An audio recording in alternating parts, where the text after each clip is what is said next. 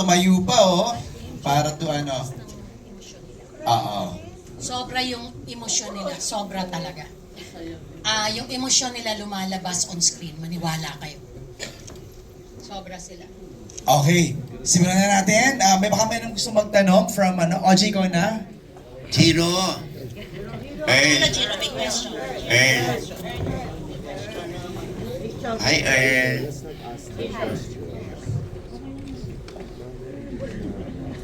Earl. So, gusto ko lang din sabihin po na sobra po kasi silang overwhelmed sa project na naging artista po sila. Sobra silang masaya, lalo na po nakarating na sila.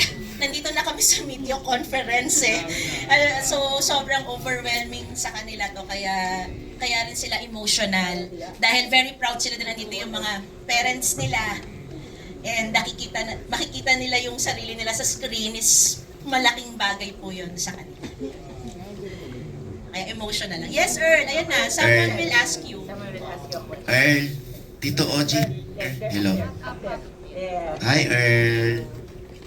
Hi, Kuya Joe. Nagkita tayo kanina sa CR. Yes, I saw it ready. Oo. Ba't nahilo si Earl? Hindi na niya kinaya. Nagpakarga na siya. Kasi kailangan English. Ha? English daw eh. Yes. Hindi naman siya nahilo, Ton eh. Okay na.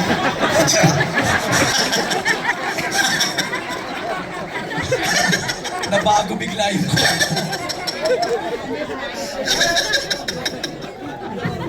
Nahilo nga. Because, Earl, ba't nahilo Earl kanina? okay. Because I'm not busy anymore. I just, it's very good. Just happy, masaya. Ayun. Okay. Are you always like that, Earl? Yes. When you're excited? Yeah. Too happy? I really started always happy. Yes. You always faint? Yes. I'm supposed to be happy now. Oh. Thank you. That's why you're crying now. Yeah. Oh. Thank you guys. Thank you for watching. Thank you so much. Thanks for watching the I Love You Chess because someone have to. Ay, Ay, sandali. Earl, medyo lumampas na tayo. Earl, Yes. bakit love mo na si Jessica? Because Ay, si Direk, Before and Mary and you can love you what came so was like some flowers and you say I love you so much. I love you so much. I love my sister, my brothers and sister, every mother, my mom. oh. naintindihan mo ba yung kay Oj? I love sisters. We I love you so much. Yun. So My parang, mommy say I love you. oh. My brothers and fathers, we I love you so much. Mommy, I love you. I'm sorry, I love the sisters. Okay. So, I love my sister, I love my brother, I love my mom. Yun ang sinabi niya. Please watching you, I'm a friend. Please watch. Thank you. Thank you, Jiro. Si Cristel. Cristel, pwede bang ma-in love si Cristel kay Jiro dahil super close na kay... Sasapunod ako. Wala to. Diba? Ano nga, Cristel? Ticket lang, Shogi. Ha? Secret daw. Yes. Pagkakaya lang nila yung perfect. Ah! Showbiz na showbiz, ha? Kakalokan si Cristel. Okay. Nasa right age na kayo. Kayo ba ngayon meron ng boyfriend, girlfriend? Yes, yes, I have a friend. You have a girlfriend? Yes, yes. Andito ba siya, Jiro? Kami is Crystal. We love him. Oh. Yun naman pala. Oh. Because oh. I want to marry so much happy about Crystal. You will marry Cristel?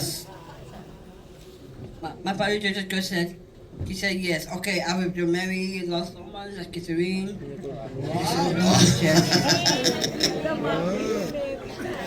El, I wanna hear you, Cristel. Hindi makapaniwala. Wow! Okay, so si Bea. Hi, Bea.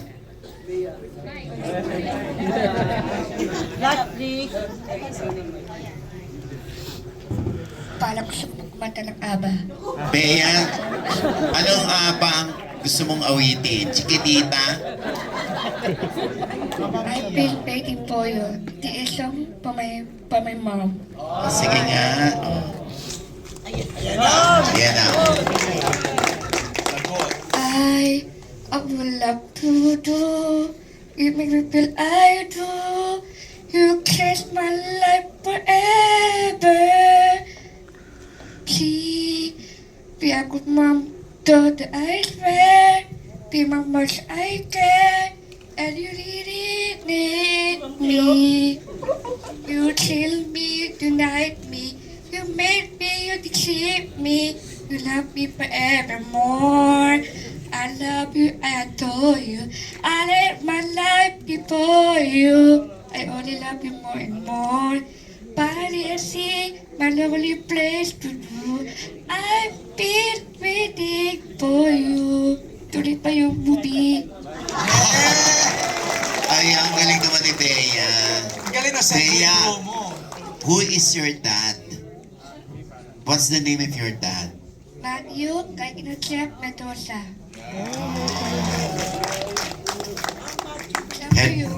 Is he here? No, Who's with you? mommy and brother. Ah. Can you raise your hands? Ayun pala. Hi, mommy. Hi, brother. Hi mommy, hi brother. Ayan.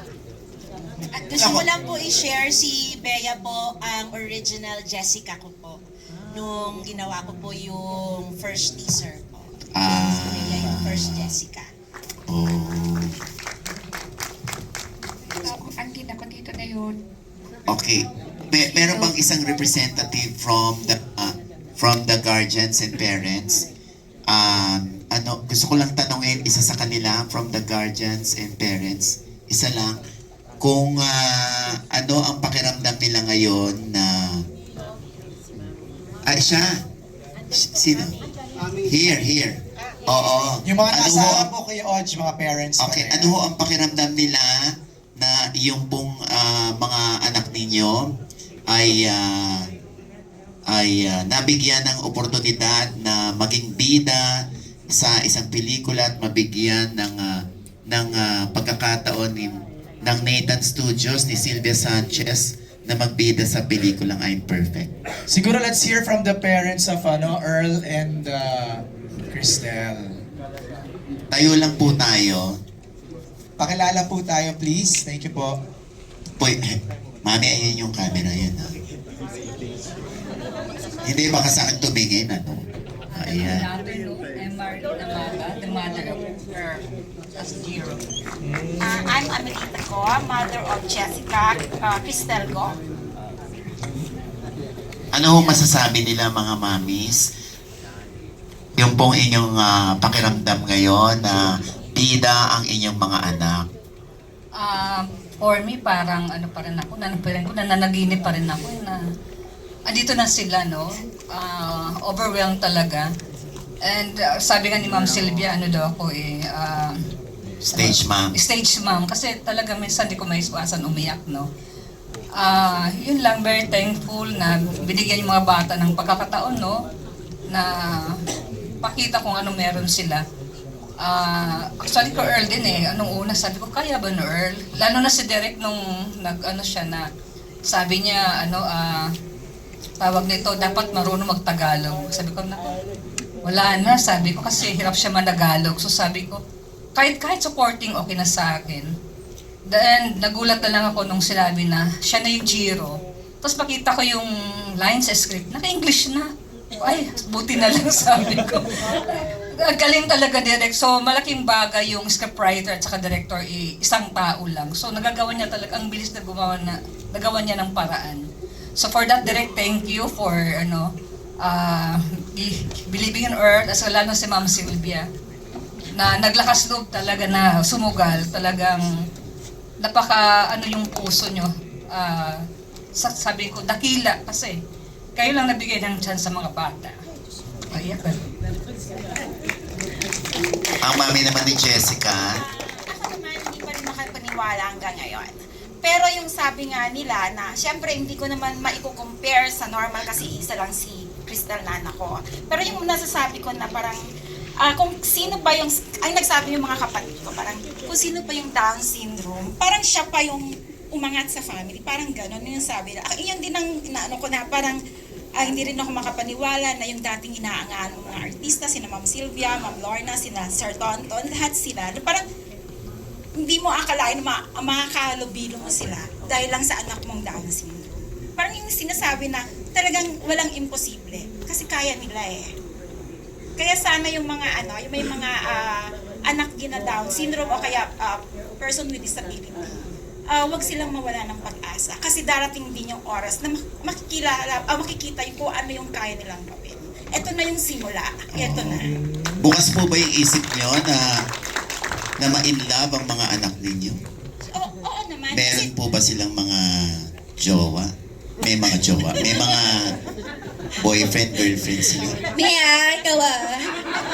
Ay, sandali. Huwag mo sila awatin, Jessica. Ay, si Jessica.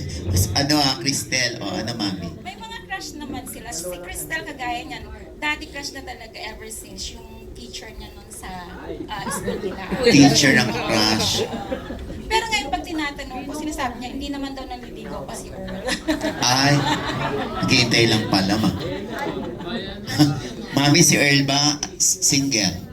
Oo, single. Actually, yung ano yan dati, crush niya si Liza Soberano. Yan, Timing. Yung mga crush niya na O dati. bakit maganda naman si Liza? And and also Vice Ganda. O siya ako crush. Crush niya si Vice Ganda also. Sabi ko, Oo. no. Sabi ko, Vice Ganda. No. Crush ko daw si Vice Ganda. Yun. So, pero nung nakita niya si Cristel, naku, Diyos ko sa bahay nakakaumay. Walang minuto, I love Cristel. I miss Cristel. Wow! Lalo na ngayon pag may mag-guesting, minsan pagod siya. Pag sinabi ko na, you will see Cristel there. Ayun, automatic gising. Ayun. So, kung ibig lang sabihin nito, pareho lang din sila ng mga karaniwang tao na marunong ma-in-love. Oo. Pero maraming salamat, Mami. Isa na lang MJ, gusto ko lang malaman kung ano pinakamatinding pinagdaanan ng isang parent sa pagkakaroon nila ng may Down syndrome na anak. Ano ho yung hindi niyo makakalimutan? Ayan, sa harap mo kay OG. Sir, patayo na lang po and please introduce yourself. Hello everyone, I'm Nilo Dicen. I'm the dad of Gio Dicen. So, ang question ni Mr. Ogie is, kung ano yung pinakamatinding pinagdaanan namin. Opo, yung pong kung sa pakikipag doon po sa ibang tao, kung paano po tingnan o makisalamuha sa inyong tao, ano yung hindi niyo makakalimutang pinagdaanan ninyo na talaga ipinaglaban niyo yung inyong anak? There was this one instance that comes to my mind. Ito yung instance na we were out dining as a family. And then, dun sa kabilang table, merong family with kids na tumitingin sa amin. And then, for some reason, tingin sila ng tingin. And then, nagbubulungan sila. And then, tatawa sila. So, syempre, as a parent, gusto mong malaman. Hindi naman nagme-make ng fuss yung anak namin. Hindi naman siya magulo. Kumakain lang kami ng tahimik. But then again, ano yung reason why ganun yung ginagawa nila? So, I had to stand up and go to the table and approach them and ask those people. Sabi ko, meron ba kayong gustong itanong tungkol sa anak namin? At baka pwede kong may explain sa inyo. Meron ba kayong gustong itanong? And then, tumigil sila. Tiningnan lang nila ako.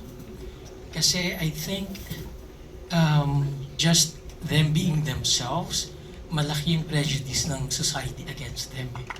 And yun yung nakikita ko na value ng movie na ito. That's the reason why I'm very thankful kay Miss Sylvia for, taking the risk in producing this movie, and kay Direk for the story that she wrote about yung kids namin. Kasi alam naman natin nowadays na yung mga ibang groups, yung post nila, I won't mention na lang kung ano yung mga groups na yun, but they're making advances already. But our kids, walang nag-champion ng post nila. Kasi hindi naman sila marunong mag-advance ng post nila by themselves. So,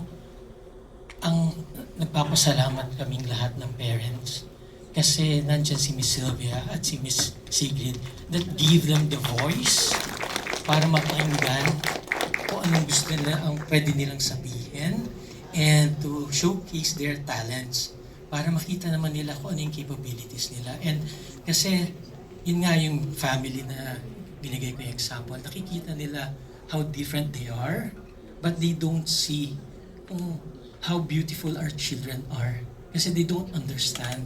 And this movie gives them, maybe through this movie, makikita nila yung mundo ng mga anak namin through a different lens. Makikita nila na how lucky we are kasi nga nakikita niyo common theme kanina sa mga sinabi ng ating mga actors na these kids only speak the language of love. Pure, unconditional love. And imagine us living our lives on a daily basis, experiencing that pure, unconditional love. And this movie is our way of sharing that love to the entire world. Diba? Makita nila na iba yung mga kids namin because the thing that makes them special is because they're pure, unadulterated, unaffected by the society at large. Kung ano nangyayari. Walang politics, wala. Love lang talaga. And if you're going to think about it, anong difference sa kanila? Meron silang extra chromosome. And sabi ko nga, pinag-usapan namin ng wife ko, kung yung extra chromosome is what makes them special and loving, baka kailangan ng mundo yung extra chromosome na yun to make this world a better place. Di ba? Di ba maganda yun? Tama ho yan, tama. Perfect. Maraming salamat po, Daddy. Thank you, Daddy. Thank you, Kuya Oji. Thank you. Let's hear from Miss Agnes Sir Elmer from the Down Syndrome Association of the Philippines. Regarding that question ni Kuya Oji, ano yung sa tingin niyo magiging value ng pelikulang to sa mga manonood?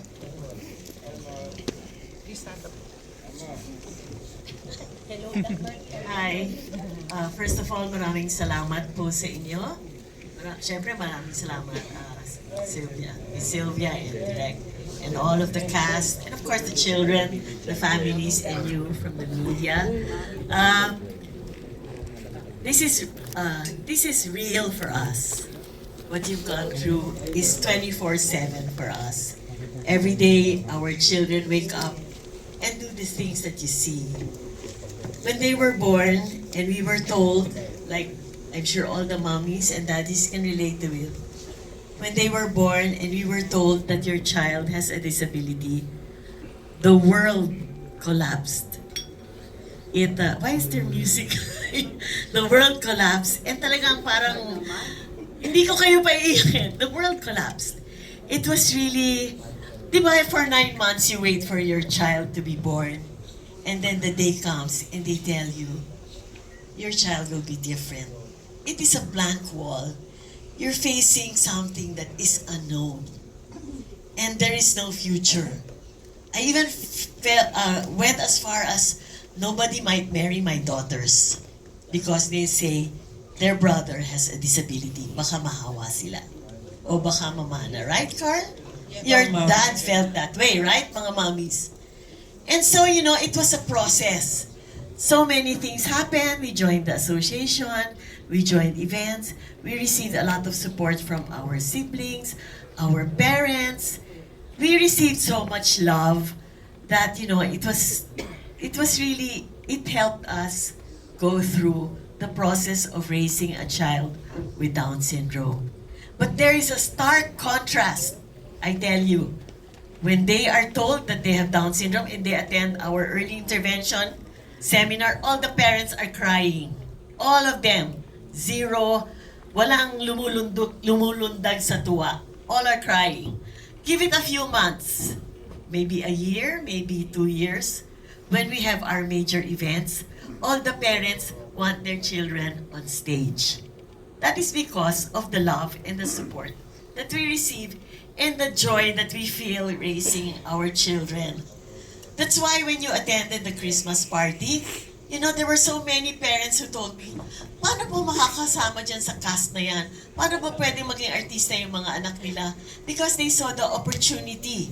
Nakita nila na pwede ang mga anak namin hindi lang maging artista, kung hindi mabigyan ng pagkakataon na to be the best of who they can be, whether it's dancing, singing, and this is really something spectacular, something awesome, something, you know, almost all of these kids, nakita ko mula maliit, you know, always at the Christmas party, we have our annual Happy Walk, sumasayaw yung mga batang yan. They are there on stage. They really give us so much joy.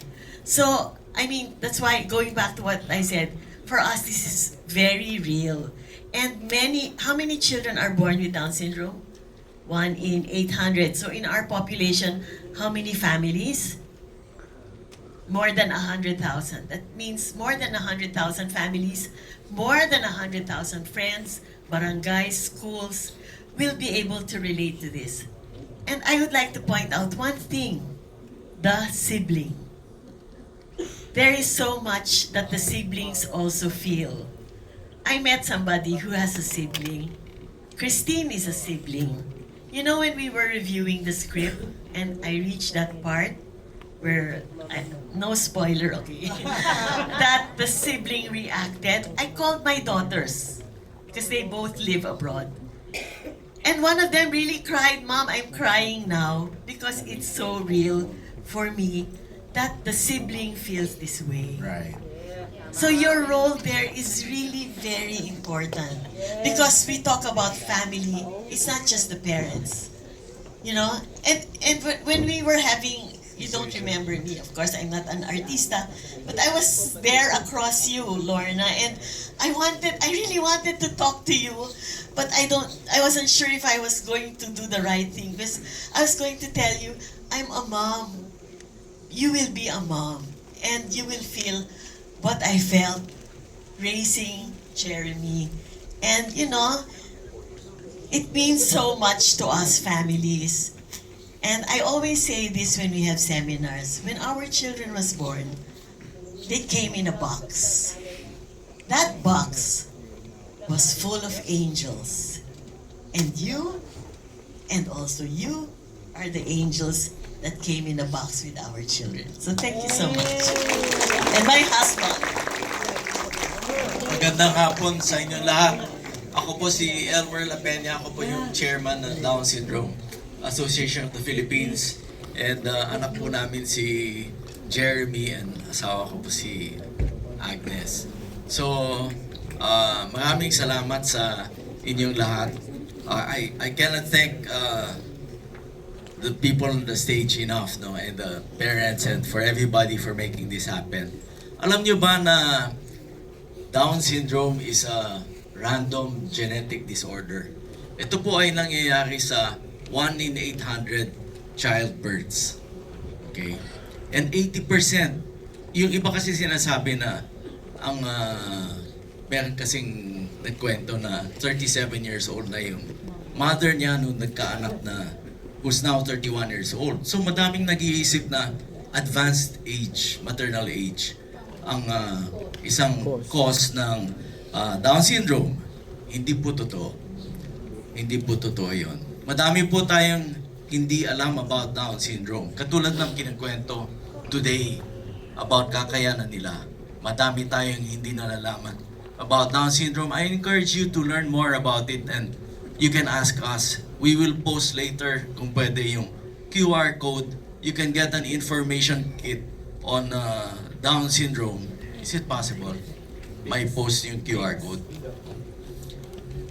Kung kailangan nyo ng any information about Down syndrome, please look at the press kit and you can get information from there. It's open, no, to anyone to access.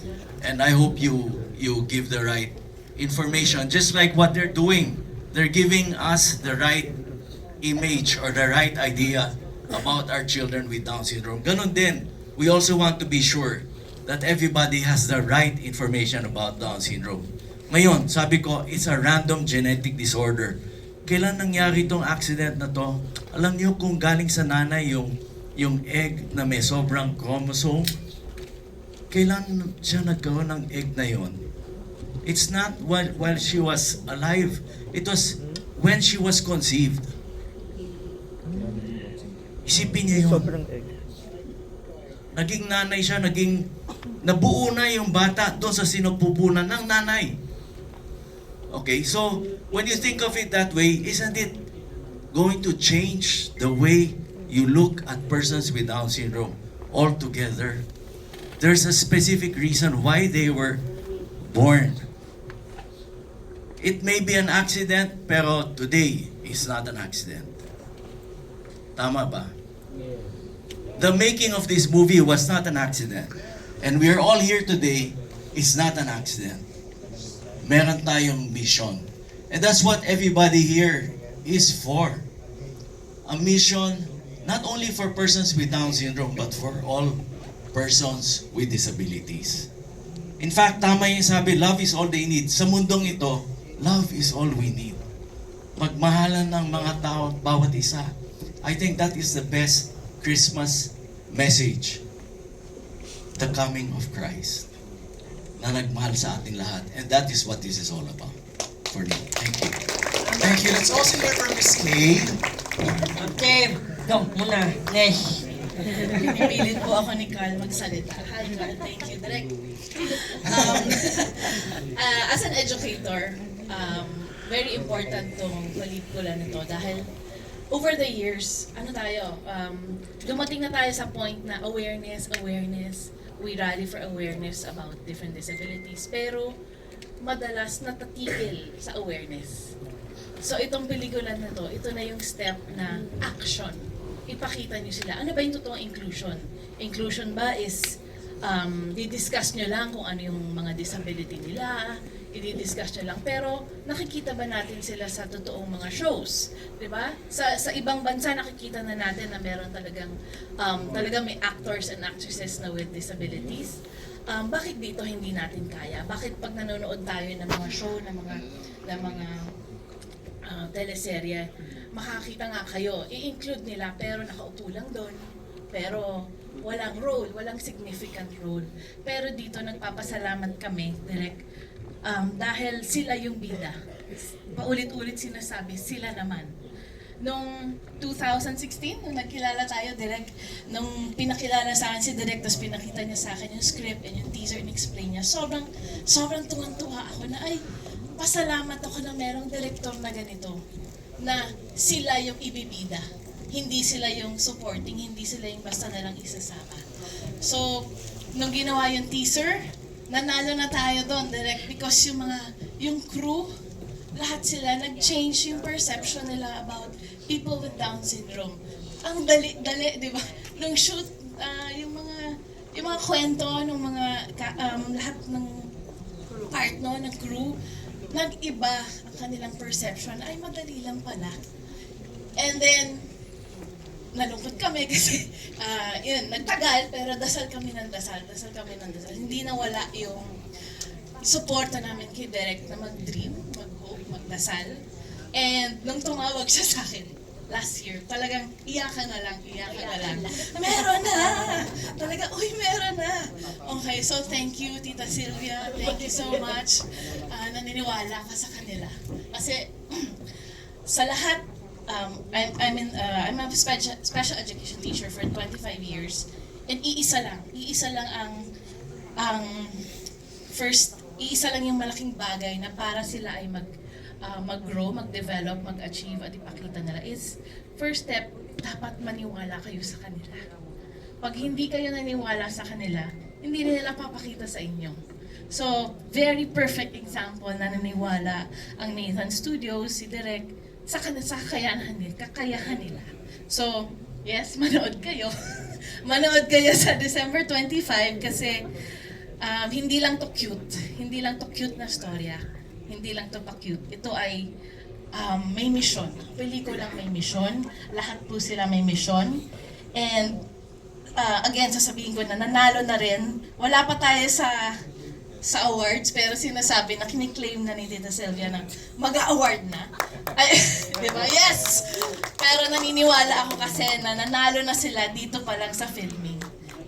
Lahat ng cast, lahat po ng artista, yung na-feel nila, yung na-experience nila, sana ibaon nyo yan for the rest of your lives. Ikwento nyo yan. Because dyan tayo magiging talagang inclusive na mundo. So thank you, panoorin nyo. Congratulations. Thank you, Miss Kay.